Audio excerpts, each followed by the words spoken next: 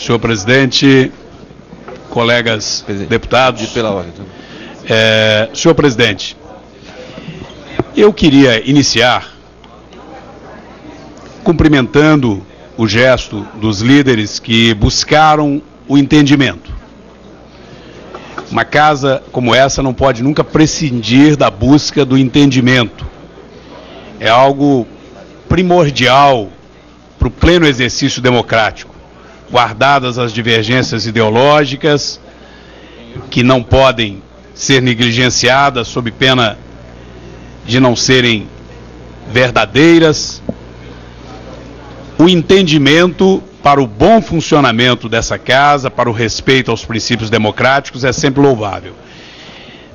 Dito isso, eu não posso deixar de registrar que ontem, quando me levantei contra a forma com que estava sendo conduzida e não contra Vossa Excelência ou com quem quer que seja, contra quem quer que seja, me levantei em defesa dos princípios democráticos, me levantei em defesa do regimento desta casa. Portanto, não posso entender que o meu gesto ou de quem quer que seja da oposição ou da situação possa ser compreendido como tumulto ou como qualquer atitude desrespeitosa. A defesa de valores como esse, de princípios democráticos, é algo que deve fazer parte da nossa ação permanente e deve ser compreendida como uma virtude. Aquele que se omite ou se acovarda não é digno de estar aqui representando o povo brasileiro.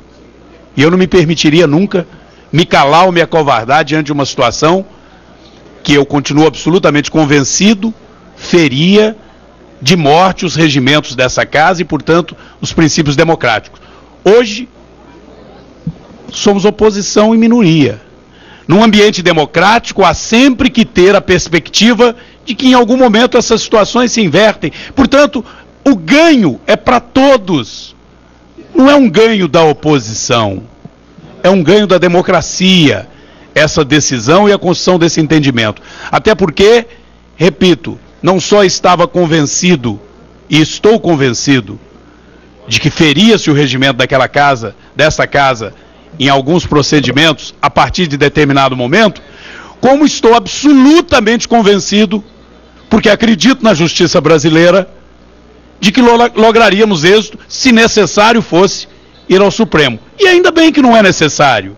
Louvo mais uma vez a atitude dos líderes, de Vossa Excelência, que está tendo também a grandeza de compreender que é um melhor caminho retomarmos os trabalhos a partir de um determinado momento. Dito isso, presidente, eu materializo, inclusive, uma das razões pelas quais eu me levantei.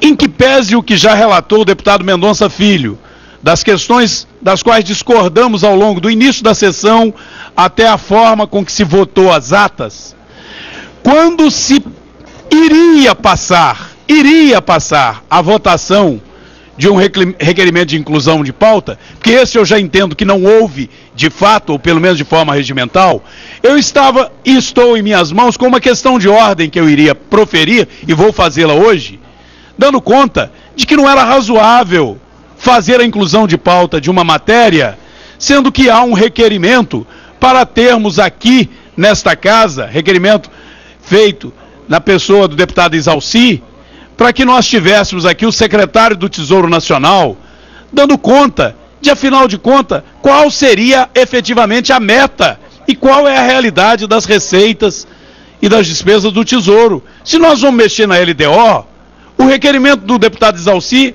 tem precedência. Seria fundamental ouvir o secretário do Tesouro, porque se vamos mexer na LDO, e a lei de responsabilidade fiscal é clara, ela diz que há de haver uma meta fiscal. A lei de responsabilidade fiscal não é uma mera generosidade ou uma característica do atual governo colocar na LDO que haverá uma meta de superávit.